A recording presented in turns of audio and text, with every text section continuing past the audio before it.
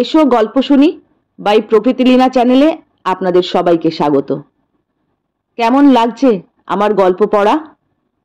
যদি ভালো লাগে তাহলে লাইক, শেয়ার এবং সাবস্ক্রাইব করতে ভুলবেন না। আর হ্যাঁ, বেল আইকনটিতে অবশ্যই ক্লিক করে দেবেন, তাহলে গল্প আপলোড হওয়ার সঙ্গে সঙ্গেই তার খবর পৌঁছে যাবে আপনাদের কাছে। আজকে আপনাদের পড়ে শোনাতে চলেছি হ্যারিয়েট বিচার স্টো রচিত uncle Tom's cabin.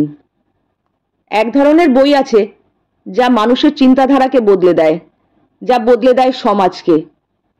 Uncle Tom's cabin হলো তেমনি একটি বই। একটি ঘৃণ্য প্রথার বিরুদ্ধে গর্জে উঠেছিল। আজকে শোনাতে চলেছি সেই বইটিরই বঙ্গানুবাদ। আশা করি বইটি আপনাদের ভালো লাগবে। তাহলে আর দেরি না করে চলুন শুরু করি। আজকের বই হ্যারিয়েট বিচার স্টো রচিত আঙ্কেল টমস কেবিন। প্রথম পরিচ্ছেদ, মানুষের বেচাকেনা। কেন্টাকি প্রদেশের পি শহরে ফেব্রুয়ারি মাসের এক হাড় কনকনে শীতের দিনে বিকেলবেলায় বৈঠকখানা ঘরে দুজন লোক একটা টেবিলের সামনে মুখোমুখি বসে কথা কইছেন। ঘরের আসবাবপত্র দেখলে স্পষ্ট বোঝা যায় বাড়ির মালিক রীতিমতো ধনী ব্যক্তি। ঘরে চাকর বাকর বা আর কেউ ছিল না, এবং লোক দুটি যেভাবে চেয়ার টেনে নিয়ে কাছাকাছি ঘেঁষে বসেছেন তাতে মনে হয় গোপনে দুজন কোনো দরকারি কথাবার্তা বলছেন। দূর থেকে দুজনের পোশাক আশাক দেখে প্রথমে মনে হয় দুজনেই বুঝি সমাজের ওপরতলার সম্ভ্রান্ত লোক। কিন্তু একজন ঠিক জাত সম্ভ্রান্ত লোক নয়, সমাজের নিচু থাক থেকে বরাত গুণে ওপরের থাকে উঠেছে। তার নাম হেলি। আর যে ভদ্রলোকটি সত্যিকারের সম্ভ্রান্ত তিনিই হচ্ছেন এ বাড়ির মালিক। তার নাম মিস্টার শেলবি। মিস্টার শেলবির বৈঠকখানার পাশেই একটা মস্ত বড় সবুজ মাঠ জানলা দিয়ে স্পষ্ট দেখা যায়। মাঠের এক পাশে একটা কাঠের ঘর, সেটাও দেখতে পাওয়া যাচ্ছে বৈঠকখানা থেকে। কাঠের ঘরটি হচ্ছে মিস্টার শেলবির অন্যতম কৃতদাস টমের। আশপাশে প্রত্যেক আফ্রিকান কৃতদাস টমকে কাকা বলে ডাকে, তাই ওর কাঠের ঘরটি টম কাকার কুটির নামে সকলের কাছে পরিচিত। ওই ঘরটির সামনের মাঠের উপর কয়েকজন কৃষ্ণকায় আফ্রিকান কৃতদাস নিজেদের ছোট ছোট বাচ্চাদের হাত ধরাধরি করে নেচে নেচে গান গাইছিল। তাদের বাঁধন হারা নাচ গানে সারাটা মাঠ মুখরিত। মিস্টার শেলবির সাথে কথা বলার সময় হেলি মাঝে মাঝে জানলা দিয়ে বাইরের মাঠের দিকে তাকাচ্ছিল। তার মুখ দেখে মনে হয় কৃতদাসদের এ ধরনের হই হল্লা স্বাচ্ছন্দ্য দেখতে সে মোটেই অভ্যস্ত নয়। কোনো রকমে অসন্তোষের ভাবটা চাপা দিয়ে হেলি মিস্টার শেলবির সাথে কথা বলছিলেন। কথা বলতে বলতে মিস্টার শেলবি বেশ জোর গলায় বলে উঠলেন, আমি গুরুতরভাবে দেনায় জড়িয়ে না পড়লে এ ধরনের কাজ করার কথা মনেও ঠাঁই দিতাম না। এ কথা শুনে হেলি উত্তেজিত হয়ে জবাব দিয়ে উঠল, এভাবে চিন্তা করলে কোনোদিনই কৃতদাস বেচতে পারবেন না মিস্টার শেলবি। আরে মশাই, ওরা কি মানুষ, না ওদের আত্মা বলে কিছু আছে যে ওদের ভালো মন্দ নিয়ে আমাদের ভাবতে হবে? না, এসব নিয়ে আপনি অনর্থক মাথা ঘামাবেন না। মিস্টার শেলবি বললেন, তুমি আমার মনের কথাটা ঠিক বুঝতে পারছো না হেলি। সত্যি বলতে কি, এ কাজটা করতে আমার বিবেকে বাজছে, অথচ আজ আমি একান্ত নিরুপায়। রাগতভাবে হেলি বলল, তাহলে মিস্টার শেলবি, ঘর দোর ক্ষেত খামার বেচে তো আপনি নিজেই নিজের দেনা শোধ দিতে পারেন। আমাকে ডেকে পাঠানোর দরকার কি ছিল? মিস্টার শেলবি বললেন, আমাকে ভুল বুঝো না হেলি, কৃতদাসদের বেচবো না এ কথা বলছি না। আমি কেবল তোমার কাছ থেকে একটা আশ্বাস পেতে চাই। মিনতির সুর বেজে ওঠে মিস্টার শেলবির কণ্ঠে। বলুন, একেবারে অসম্ভব না হলে আপনার কথাটা রাখবো বই কি।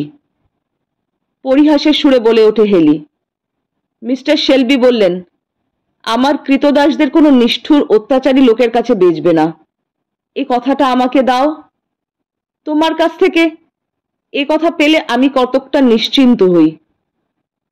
এ কথায় হেলি অপ্রসন্ন মুখে বলে ওঠে, আরে মশাই, আমি তো কৃতদাস কিনে তাদের দেহের শ্রম আদায় করি না, আমি ওদের নিয়ে ব্যাপারই করি। এ হাটে ওদের কিনি, ও হাটে ওদের বেচি। যে ওদের কিনবে সে ওদের সাথে কিরকম ব্যবহার করবে তার নিশ্চয়তা আমি কি করে দেই?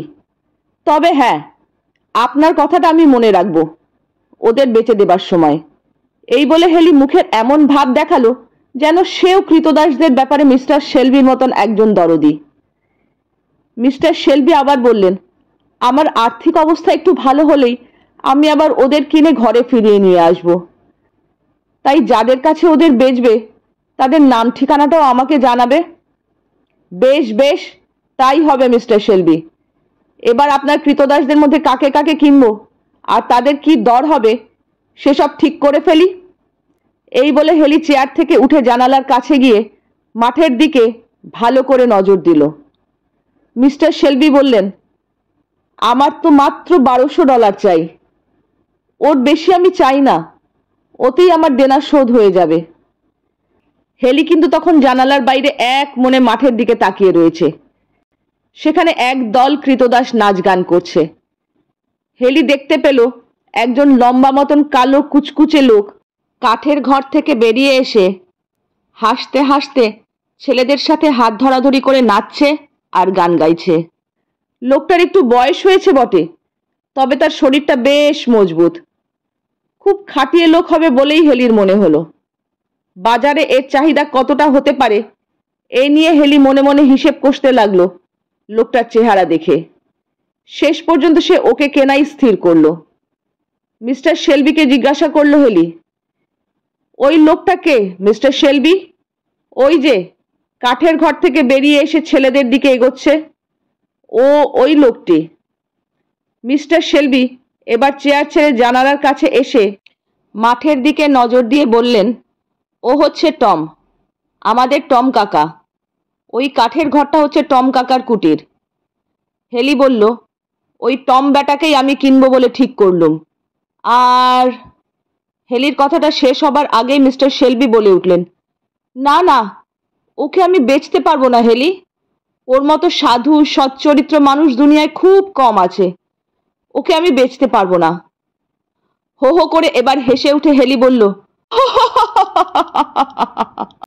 বলেন কি মশাই, কৃতদাস আবার সাধু ও সচ্চরিত্র? যাক, আমার কাছে যা বলেছেন তা আর কাউকে বলবেন না। লোকে আপনার একথা শুনলে গায়ে থুথু দেবে। ছোহ, কৃতদাস কখনো মানুষ হয় মশাই? ওরা তো গাধা ঘোড়ার সামিল। এখন বলুন তো, আমার পছন্দ করা মাল আমাকে বেচবেন কিনা? যদি না বলেন তো চলে যাই। মিস্টার শেলবি সহসা একথার কোনো জবাব দিতে পারলেন না। কালকের মধ্যে দেনা শোধ করার জন্য তার $1200 জোগাড় করতে হবে, নইলে যে লোকের পাল্লায় তিনি পড়েছেন সে তার ঘর বাড়ি ক্ষেত খামার মামলা করে কেড়ে নেবে। ওকেই আমি চাই, ওই টম ব্যাটাকেই আমি চাই। বেচতে হয় বেচুন, দর হাঁকুন, নইলে আমি ফিরে যাই। হেলির তীব্র কণ্ঠ শুনতে পেল শেলবি। অনুরোধের সুরে মিস্টার শেলবি বললেন, আর কাউকে পছন্দ করো হেলি, টমকে ছেড়ে দাও।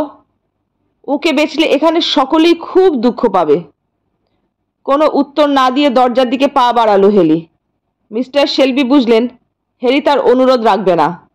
হেলির দাবিকে অগ্রাহ্য করবার মতন মনের জোর তিনি পাচ্ছেন না যেন। মন স্থির করে ফেললেন তিনি। নিচু গলায় মিস্টার শেলবি বললেন, তাহলে ওকে কিনেই $1200 দাও আমায়। হেলি বলল, কিন্তু ওর দাম তো $1200 হবে না। দেনার পুরো টাকাটা পেতে হলে আপনাকে আরও একজনকে বেচতে হবে। মিস্টার শেলবি বললেন, টম সাধারণ আফ্রিকানদের মতো নয়। যে বাজারেই তুমি ওকে বেচো না কেন, ওর দর তুমি নিশ্চয়ই বেশি পাবে। কাজে সে একটুও গাফিলতি করে না, চুরি করা কাকে বলে তাও সে জানে না। যে কাজেই তাকে দাও না কেন সে তা ঠিক শেষ করবে। সে একাই আমাদের সমস্ত চাষবাস দেখাশুনো করে, এক্কেবারে খাঁটি মানুষ। একটু শ্লেষের হাসি হেসে হেলি বলল, খাঁটি মানুষ মানে আফ্রিকানরা যেমন খাঁটি তেমনি। মিস্টার শেলবি প্রতিবাদ তুলে বললেন, খাঁটি মানুষ বলতে যা বোঝায় টম আফ্রিকান হলেও ঠিক সেরকম খাঁটি মানুষ। এমন ভালো সচ্চরিত্র লোক বড় একটা দেখা যায় না। টমকে বেচতে আজ বাধ্য হচ্ছি। তবু একথা খুব সত্যি যে তাকে বেচে আমি মর্মান্তিক দুঃখ পাব। সেজন্য বলছি, টমকে বেচে $1200 আমার পাওয়া উচিত। অন্তত তোমার যদি একটুও বিচার বিবেচনা শক্তি থাকে তাহলে আমার কথার অন্যথা করবে না। হেলি হেসে ওঠে। বিচার শক্তি? ব্যবসা করতে গেলে যতটুকু বিচার শক্তি থাকা উচিত তা নিশ্চয়ই আমার আছে, আর সেজন্যই আপনার প্রস্তাবে রাজি হওয়া আমার পক্ষে সম্ভব নয়। মুখ ভার করে মিস্টার শেলবি বললেন, তাহলে তোমার প্রস্তাবটা শুনি। আমার প্রস্তাব হলো, $1200 যদি আপনি পেতে চান তাহলে টমের সঙ্গে অন্তত আর একটা ছোট ছেলে কিংবা একটা ছোট মেয়ে দিতে হবে। মিস্টার শেলবির মুখ ভারী হয়ে আসে। এমন সময় 4-5 বছরের একটি কালো আফ্রিকান ছেলে ঘরে এসে ঢুকলো। তার মাথায় কোকড়ানো কোকড়ানো ছোট ছোট চুল। ছেলেটির চোখ ও মুখের দিকে তাকালেই এমন একটা কমনীয় লালিত্য চোখে পড়ে যে কালো বলে তার দিক থেকে চোখ ফিরিয়ে নেওয়া যাবে না। তাকে দেখে মিস্টার শেলবি বলে উঠলেন, কি চাই জিম? সঙ্গে সঙ্গে আদর করে টেবিল থেকে এক টুকরো রুটি তার দিকে বাড়িয়ে ধরলেন মিস্টার শেলবি। জিম কি করবে ঠিক করতে না পেরে আস্তে আস্তে মিস্টার শেলবির দিকে এগিয়ে এলো। শিশুকে কাছে টেনে তার মাথায় হাত দিয়ে মিস্টার শেলবি আদর করতে লাগলেন। মনিবের কাছে আদর পেয়ে শিশু যেন নিশ্চিন্ত হলো। ঘরে ঢুকে মিস্টার শেলবির পাশে গোমড়া মুখো হেলিকে দেখে ভয়ে তার মুখ শুকিয়ে গিয়েছিল। আদর করতে করতে মিস্টার শেলবি বললেন, আচ্ছা জিম, তুমি ওই ভদ্রলোকটিকে দেখিয়ে দাও দেখি কেমন নাচতে আর গাইতে পারো। মিস্টার শেলবির কথায় শিশু জিম নাচতে শুরু করে দেয়। তাদের সমাজে বড় বড় আফ্রিকানদের যেমন বলিষ্ঠভাবে সে নাচতে দেখেছে, তেমনি বলিষ্ঠভাবে পা তুলে আর ফেলে জিম নাচতে আরম্ভ করে। নাচের সঙ্গে সঙ্গে জিম গান গেয়ে ওঠে। শিশুর সেই ভরাট গম্ভীর কণ্ঠে ফুটে ওঠে আফ্রোজাতির প্রকৃতিদত্ত অপূর্ব স্বরের মহিমা। হেলি খুশি হয়ে টেবিল চাপড়ে মিস্টার শেলবিকে বলেন, এই তো, এই ছেলেটিকেই টমের সঙ্গে বেচে দিন। আমি আর কিচ্ছু চাই না। এতেই আমি খুশি হয়ে $1200 আপনাকে দিচ্ছি। মিস্টার শেলবির মুখে কোনো কথা বেরুলো না। নির্বাক বিস্ময়ে তিনি তাকিয়ে রইলেন হেলির দিকে। হেলি কিন্তু ছাড়বার পাত্র নয়। সে পকেট থেকে টাকা বার করে টেবিলের ওপর রেখে বলল, এই নিন আপনার $1200, আর এই দলিলের টম আর জিমকে বেচে $1200 পেলুম বলে লিখে সই করে দিন। দলিলের কাগজটা মিস্টার শেলবির হাতে গুজে দিল হেলি, আর নিজের কলমটা বাড়িয়ে দিয়ে এগিয়ে দিল সই করার জন্য। এমন সময় ঘরে 24-25 বছরের একটি আফ্রিকান মেয়ে এসে ঢুকলো। ঢুকে করুণভাবে শিশুর দিকে চেয়ে হাত বাড়ালো। শিশু যেভাবে তার কাছে ছুটে গেল তাতে হেলির বুঝতে বাকি রইল না শিশুর সঙ্গে এই আফ্রিকান মেয়েটির কি সম্পর্ক। মেয়েটির দিকে চেয়ে শেলবি জিজ্ঞাসা করলেন, কি ব্যাপার এলিজা? এলিজা ভয়ে জড়সড় হয়ে একান্ত কুণ্ঠিতভাবে জবাব দিল, আজ্ঞে, জিমকে খুঁজছিলাম। মিস্টার শেলবি শান্ত কণ্ঠে বললেন, এলিজা, তোমার ছেলেকে নিয়ে যাও এবার। এলিজা তাড়াতাড়ি জিমকে কোলে তুলে নিয়ে ঘর থেকে বেরিয়ে গেল। হেলি বলল, নিন, এবার দলিলে সই করে দিন মিস্টার শেলবি। মিস্টার শেলবি কিন্তু কলমে হাত দিলেন না। চুপ করে বসে রইলেন দলিলের দিকে তাকিয়ে। দলিলে বেচা কেনার সব শর্তই লেখা ছিল, শুধু যাদের কেনা বেচা হবে তাদের নামটা বাদে। সেখানে নিজের হাতে টম আর জিমের নাম বসিয়ে দলিলের নিচে সই করে দিতে হবে মিস্টার শেলবিকে। তাহলেই ওদের মালিকানা হয়ে যাবে হেলির। সেই মুহূর্ত থেকে মিস্টার শেলবিকে চুপচাপ বসে থাকতে দেখে অসহিষ্ণু হয়ে হেলি বলল, তাহলে ছেলেটাকে টমের সঙ্গে দিচ্ছেন না? বেশ, তাহলে আমি চললাম। অনর্থক আমার খানিকটা সময় নষ্ট করলেন। মনে রাখবেন, আমি যে দর দিয়েছি এর চেয়ে সুবিধের দর আপনি আর কোথাও পাবেন না। মিস্টার শেলবি এবার জিজ্ঞাসা করলেন, এই শিশুকে নিয়ে তুমি কি করবে? হেলি হেসে জবাব দেয়, আমার এক বন্ধু নতুন একটা ব্যবসা খুলেছে। শুধু ছোট ছোট ছেলে মেয়ে বেচা কেনার কারবার সে করতে চায়। তাকেই আমি ওকে বেচে দেব। মিস্টার শেলবি কিছুক্ষণ গম্ভীর হয়ে চুপ করে কি যেন ভাবলেন। তারপর বললেন, না, এ হতেই পারে না। কি করে এই অবোধ শিশুকে আমি বেচবো? আমি তো একজন মানুষ, কি করে মায়ের বুক থেকে ওকে কেড়ে নেব? হেলি তাতে কিছুমাত্র দমল না। সে বলে উঠল, এ আর এমন কি কঠিন কাজ? মাটাকে দু একদিন কি এক হপ্তার মতন বাইরে কোথাও কাজে পাঠিয়ে দিন, সেই ফাঁকে ছেলেটাকে আমি নিয়ে যাব, তাহলেই তো চুকে গেল। এর মধ্যে ভাববার এত কি আছে? মাটা যদি ফিরে এসে কান্নাকাটি করে, তাহলে আপনার স্ত্রীকে বলবেন তিনি যেন একজোড়া পিতলের দুল কিংবা একটা পুরনো গাউন তাকে দিয়ে দেন, তাহলেই ছেলের কথা সে ভুলে যাবে। মিস্টার শেলবি গম্ভীরভাবে জবাব দেন, তুমি যত সহজ মনে করছো, ব্যাপারটা ঠিক তত সহজ নয়। হেলি প্রতিবাদ করে, আশ্চর্য কথা, আপনি কি এই কালো আফ্রিকানদের আমাদের মতন মানুষ বলে মনে করেন নাকি? আরে ওদের ওসব স্নেহ মায়া টায়া কিচ্ছু নেই। ছেলের বদলে কিছু একটা পেলেই ওরা সব ভুলে যায়। মিস্টার শেলবি উঠে দাঁড়িয়ে বললেন, আমি এখন তোমাকে পাকা কথা দিতে পারছি না, স্ত্রীর সঙ্গে একবার পরামর্শ করে দেখি। তুমি বরং আজ সন্ধ্যার পর একবার এসো, তখন পাকা কথা তোমাকে বলতে পারবো। হেলিকে বিদায় দিয়ে মিস্টার শেলবি বিষণ্ণ মনে ঘরের ভিতরে পায়চারি করতে লাগলেন। আজ মিস্টার শেলবি দেনার দায় এমন জড়িয়ে পড়েছেন যে কি করে তা থেকে উদ্ধার পাবেন তার কোনো পথ খুঁজে পাচ্ছেন না। সৎ পথে ব্যবসা করতে গিয়ে অসাধু লোকেদের পাল্লায় বারবার তাকে ক্ষতিগ্রস্ত হতে হয়েছে। যদিও বাইরে ধনী বলে আজও তার নাম ডাক আছে, কিন্তু তিনি আজ কপর্দক শূন্য, তার উপর ঘাড়ে বিশাল দেনার বোঝা। এমনকি নিজের স্ত্রীও তার বর্তমান নিঃস্ব অসহায় অবস্থার কথা জানে না, বাইরের লোক তো দূরের কথা। ওধারে এলিজা জিমকে কোলে নিয়ে ঘর থেকে বেরিয়ে দরজার পাশে দাঁড়িয়ে স্পষ্ট শুনতে পেল জিমকে হেলি কিনতে চাইছে। ভয়ে তার সর্বদেহ থরথর করে কাঁপতে থাকে।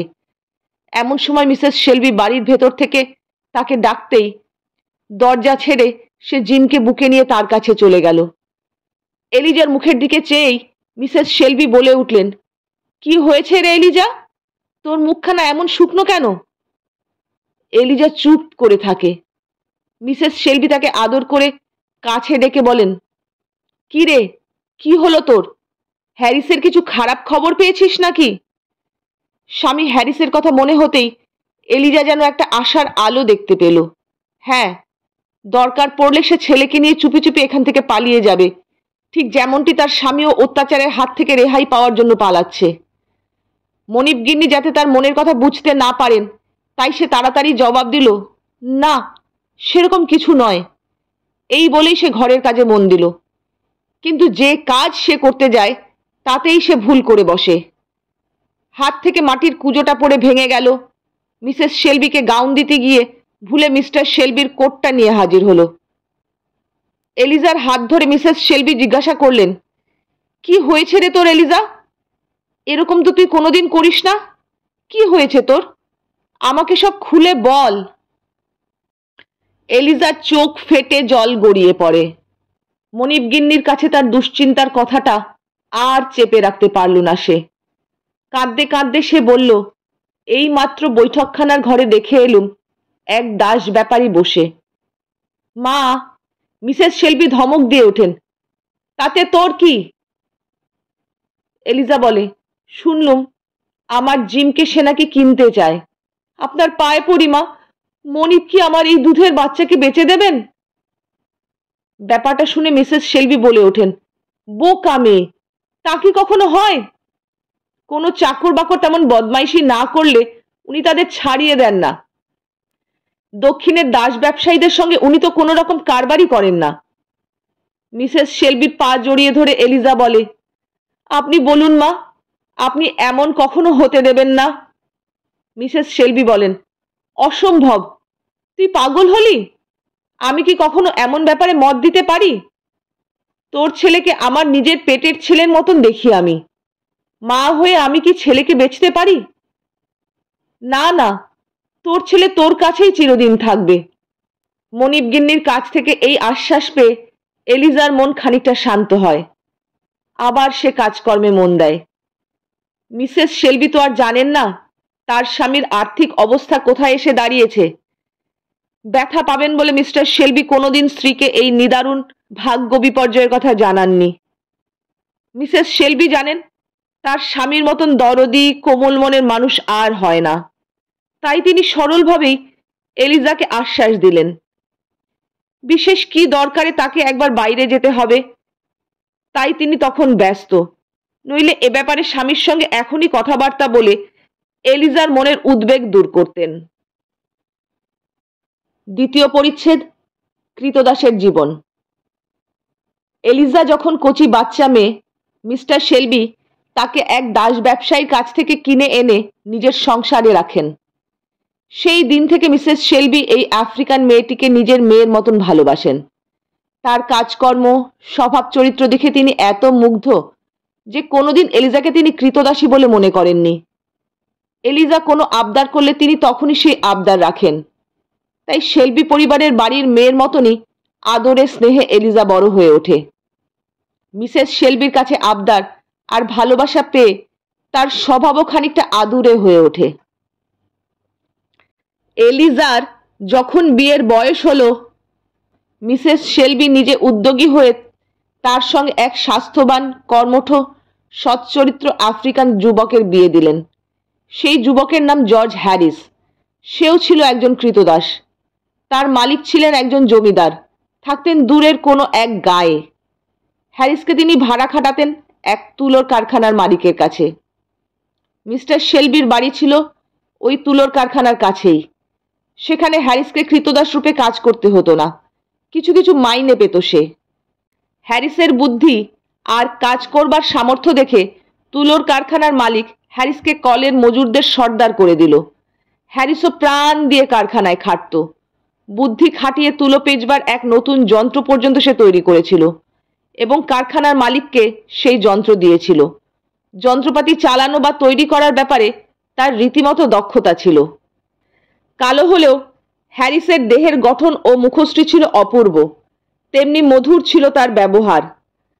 কারখানার প্রত্যেকটি লোক তার কোমল ব্যবহারে তাকে অন্তর দিয়ে ভালোবাসত।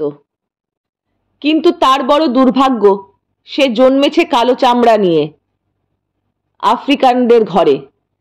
তাই তার বিজ্ঞানী মনের এত গুণ কোনো কাজে লাগলো না, কারণ শ্বেতমণিবদের দল এই কালো চামড়াওয়ালা আফ্রিকানদের মানুষ বলে মনে করত না, তাদের আত্মা ও মনের অস্তিত্বকেই স্বীকার করত না। শ্বেতমণিবদের কাছে কালোরা ছিল শুধু ব্যবসার নির্জীব আসবাব বা পণ্যের সামিল। তাদের দেহেও রক্ত আছে, তাদের মনেও দয়া, মায়া, স্নেহ, ভালোবাসা আছে, একথা শ্বেতমণিবরা ভুলেও মনে করত না। হ্যারিসের গুণের জন্য কারখানার মালিক কিন্তু তাকে ভালো চোখেই দেখতেন।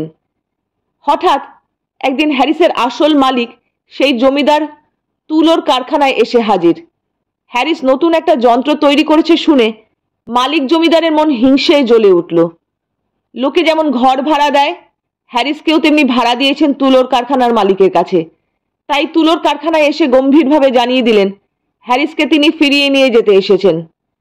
জমিদারের মুখে হঠাৎ একথা শুনে তুলোর কারখানার মালিক তো অবাক। জমিদার গম্ভীরভাবে জানালেন তিনি শুধু হ্যারিসকে ফিরিয়ে নিয়ে যাবেন তা নয়, হ্যারিস এখান থেকে এ যাবৎ যা কিছু রোজগার করেছে তা আইনত তারই প্রাপ্য, কারণ হ্যারিস হলো তার কৃতদাস। কৃতদাসের নিজের কোনো জিনিস বা সম্পত্তি থাকতে পারে না।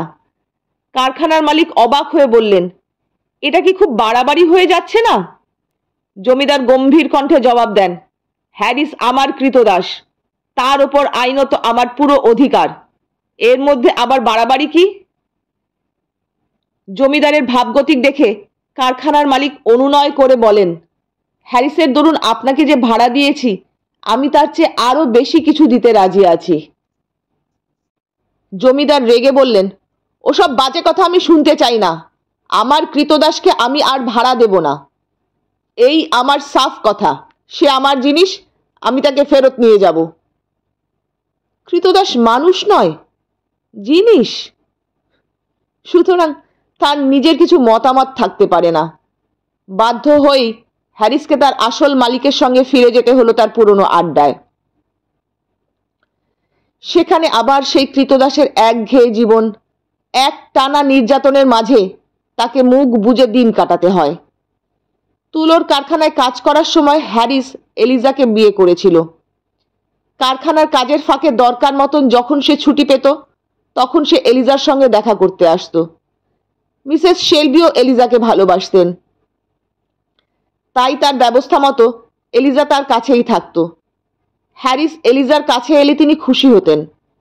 এলিজা যখন শুনল হ্যারিসকে তার জমিদার মালিক তুলোর কারখানা থেকে আবার নিজের খামারে নিয়ে গেছে, তার মাথায় তখন বাজ পড়ল।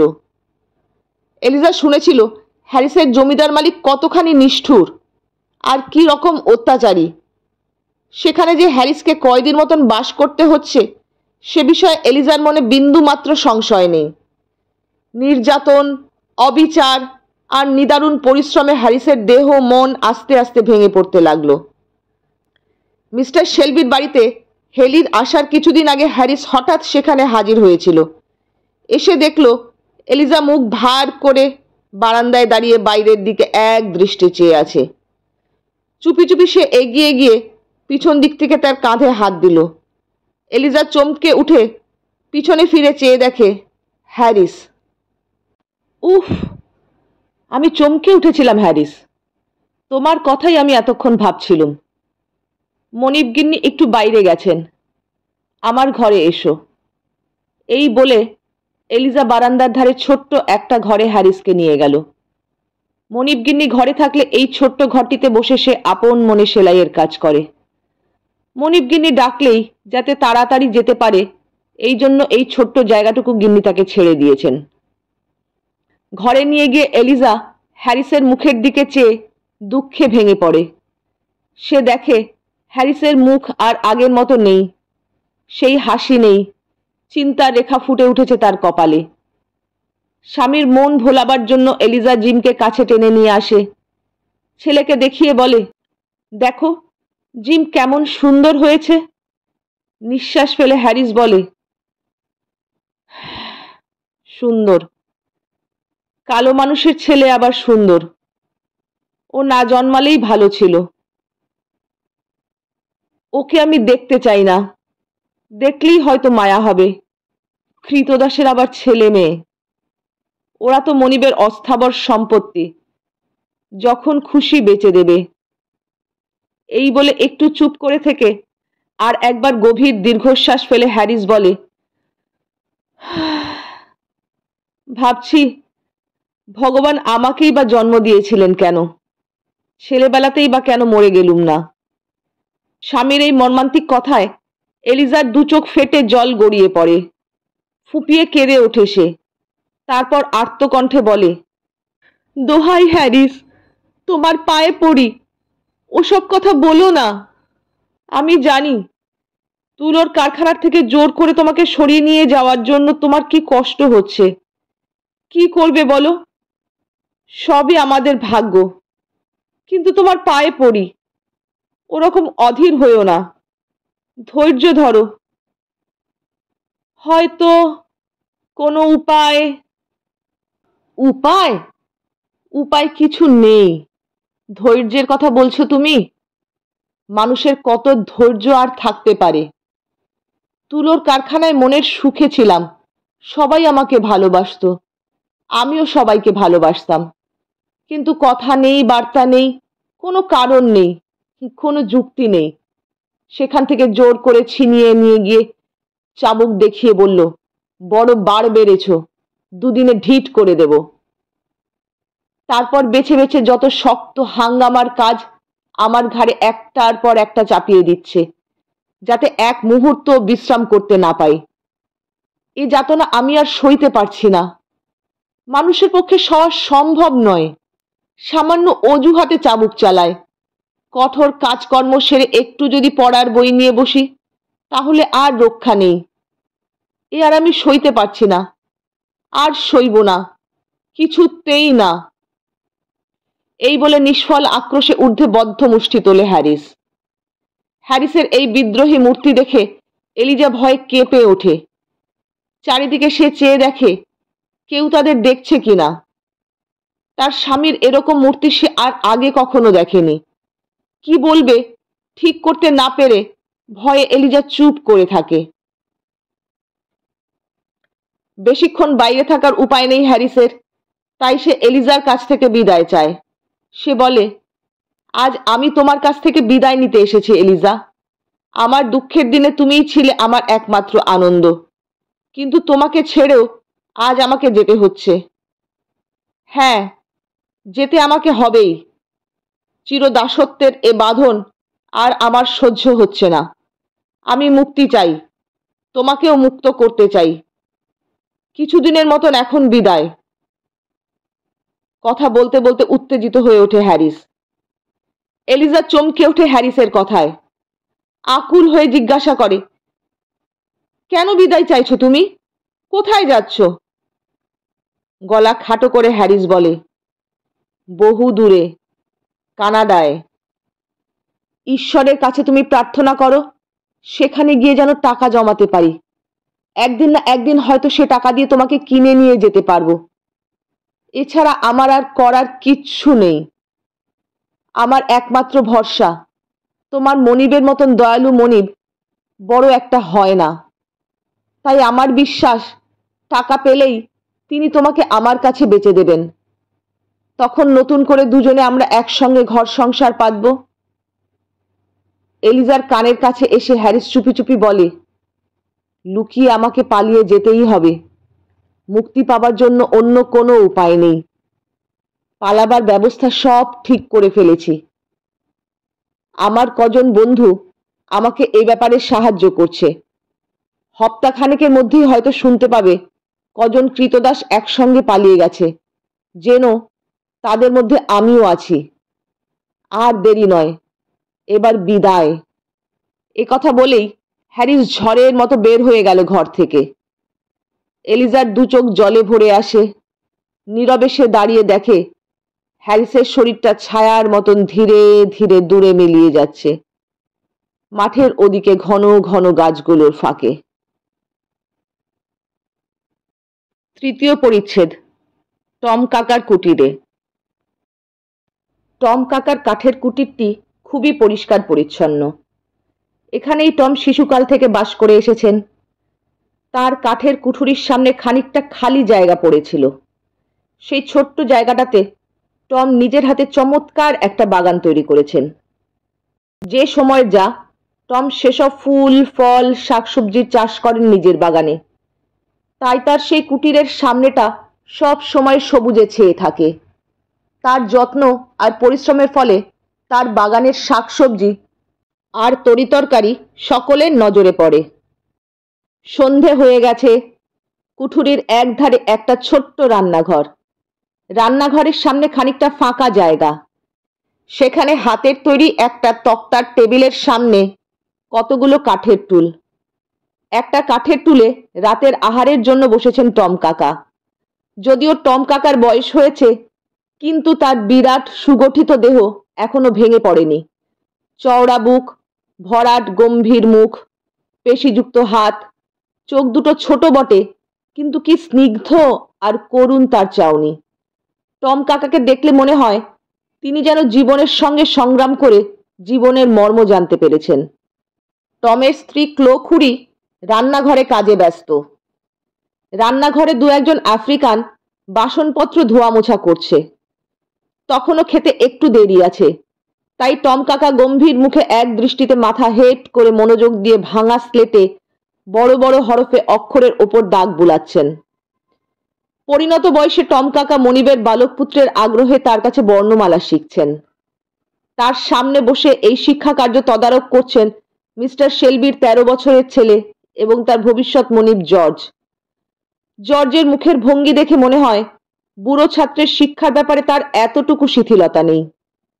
ছাত্র আর শিক্ষক যখন পড়াশোনায় মশগুল, ক্লো খুড়ি তখন টেবিলের সামনে প্লেট নিয়ে এসে হাজির হলেন এবং শিক্ষাদানরত তরুণ মনিবকে লক্ষ্য করে বলে উঠলেন, দোহাই মাস্টার মশাই, এখন তোমার বই আর স্লেটপত্তর তুলে ফেলো। বুড়ো ছাত্রকে তো এবার খেতে দাও। তুমিও একটা প্লেট নিয়ে বসে পড়ো। তোমার জন্য আজ ভালো সসেজ তৈরি করেছি। খুশির আমেজে জর্জ একগাল হেসে উঠে বলে, আমি জানতাম খুড়ি, তোমার এখানে যখন এসেছি তখন ভালো মন্দ কিছু খেতে পাবো নিশ্চয়ই। রান্নাঘর থেকে ক্লো খুঁড়ি এসে টম আর জর্জের প্লেটে গরম গরম পিঠে পরিবেশন করেন। খেতে খেতে হঠাৎ জর্জের চোখ পড়ল দরজার দিকে। তারই মতো ছোট ছোট আফ্রিকান ছেলেরা হা করে তার মুখের দিকে চেয়ে আছে। তাড়াতাড়ি সে নিজের প্লেট থেকে একটা পিঠে ভেঙে তাদের হাতে দিল। রান্নাঘর থেকে ক্লো খুঁড়ি চেঁচিয়ে উঠলেন, ওদের জন্য তুমি ভেবো না, ওদের জন্যও রেখেছি। এই পেটি, এই মসি, এদিকে আয়, ওরে খুদে রাক্ষসের দল। খাওয়া শেষ হয়ে গেলে জর্জ নিজের ঘরে ফিরে গেল। এদিকে প্রার্থনার জন্য আশেপাশের কুটির থেকে আরো আফ্রিকানরা এসে টম কাকার কুটিরের সামনে জমায়েত হয়েছে। এবার সমবেত সকলকে টম কাকা বললেন, এখন আমরা প্রার্থনায় বসব। রোজ রাতেই খাওয়া দাওয়ার পর টম কাকা প্রতিবেশীদের নিয়ে প্রার্থনায় বসেন। হাতে থাকে তার ছোট একটা বাইবেল। এই বইটি তার চিরসাথী। শ্রোতাদের কাছে অন্তরের ভক্তি নিয়ে সোজা কথায় টম কাকা বাইবেলের ব্যাখ্যা করেন আর ঈশ্বরের কাছে প্রার্থনা করেন। তার সেই সরল ব্যাখ্যা ও অন্তরের প্রার্থনা শুনে সকলের চোখ ভক্তিতে আর ভালোবাসায় জল জল করে ওঠে। আনন্দে ভরে ওঠে টম কাকার হৃদয়। টম কাকা যখন এভাবে প্রার্থনায় বিভোর হয়ে আনন্দে সময় কাটাচ্ছিলেন, তখন মিস্টার শেলবির ঘরে একটা বিষাদ করুণ সুর বেজে উঠেছে। স্ত্রীকে সব কথাই খুলে বলেছেন মিস্টার শেলবি। বলেছেন তার নিরুপায় আর্থিক অবস্থার কথা। আরও বলেছেন টাকা না পেলে দেনার দায় তাকে সব কিছু খোয়াতে হবে। এ অবস্থায় হেলির কাছে টম আর জিমকে বেচতে বাধ্য হচ্ছেন তিনি, নইলে এ জঘন্য কাজ তিনি কখনোই করতেন না। স্বামীর আসন্ন বিপদের কথা শুনে মিসেস শেলবির মুখ দিয়ে কোনো ভাষা বেরোলো না। তিনি নীরবে সম্মতি জানালেন স্বামীর প্রস্তাবে। ভুলে গেলেন এলিজাকে দেওয়া তার আশ্বাসের কথা। এদিকে ঘরে ফিরে এসেই জর্জ শুনতে পেল তার বাবা মার নিরিবিলি কথাবার্তা। টম কাকাকে বেঁচে দেবার কথা শুনেই সে অস্থির হয়ে উঠল। আর চুপ করে থাকতে পারল না সে। কোনো এক ফাঁকে বাবা মার মাঝখানে এসে সে দাঁড়িয়ে পড়ল। সে আবদার করে বলল, টম কাকাকে বেচো না বাবা। ছেলেকে আশ্বাস দিয়ে মিস্টার শেলবি বললেন, তোমার কথা এখন রাখতে পারছি না বলে খুবই দুঃখিত আমি। তবে আমার আর্থিক অবস্থা ভালো হলেই ওকে আবার কিনে নিয়ে আসবো, ওকে ঘরে ফিরিয়ে আনবো। ঘরের জানালার ফাঁক দিয়ে দাঁড়িয়ে এলিজার সব কথা লুকিয়ে শুনছিল। তার মনিব যে জিমকে বেচে দেবেনি তা বুঝতে পেরে এলিজা ফুপিয়ে কেঁদে উঠল। কান্নার শব্দ শুনে মিস্টার শেলবি ঘর ছেড়ে বেরিয়ে গেলেন নিজের বৈঠকখানার ঘরে। সেখানে হেলি তার পাকা কথা শোনার জন্য কিছুক্ষণ আগে থেকে এসে বসে রয়েছে। হেলি আর মিস্টার শেলবি আবার মুখোমুখি বসলেন। মিস্টার শেলবি গম্ভীর মুখে দলিলে টম আর জিমের নাম লিখতে আরম্ভ করলেন। লেখা শেষ হলে হেলিকে সেটা পড়তে দিলেন। পড়ে হেলি বলল, হ্যাঁ, সব ঠিক আছে, বাকি শুধু আপনার সইটা। আপনি এবার সইটা করে দিন। সই হয়ে গেলে হেলি দলিলটা জামার ভিতরকার একটা পকেটে রেখে দিল আর অন্য একটা পকেট থেকে এক তারা নোট বের করে গুনে $1200 মিস্টার শেলবির হাতে দিয়ে বলল, এই নিন আপনার দামটা। ব্যাস, বেচা কেনাটা ভালোই ভালোই হয়ে গেল। কাল সকালে এসে ওদের দুজনকে নিয়ে যাব। মিস্টার শেলবি দীর্ঘ নিঃশ্বাস ফেলে বললেন, হ্যাঁ। খুশি মনে দাস ব্যবসায়ী হেলি বিদায় নিয়ে চলে গেল। আর মলিন মুখে মিস্টার শেলবি পাগলের মতো ঘরের মধ্যে পায়চারি করতে করতে আপন মনে বকবক করতে লাগলেন, সব শেষ হয়ে গেল, সবই শেষ হয়ে গেল, সব শেষ হয়ে গেল। আজকের মতো শেষ হলো আঙ্কেল টমস কেবিন বা টম কাকার কুটিরের প্রথম পর্বটি। এর পরের অংশ জানতে হলে সঙ্গে থাকতে হবে এবং সেই জন্য সাবস্ক্রাইব বাটনটিকে অবশ্যই প্রেস করবেন, সঙ্গে সঙ্গে বেল আইকনটিকেও। তাহলে এর পরবর্তী পর্ব আপলোড হওয়ার সঙ্গে সঙ্গে তার খবর পৌঁছে যাবে আপনাদের কাছে। আর যদি আমার গল্প পড়া আপনাদের শুনতে ভালো লাগে তাহলে লাইক এবং শেয়ার করে দেবেন। তাহলে আর কথা না বাড়িয়ে আজকের মতন আসি। ভালো থাকবেন। টাটা।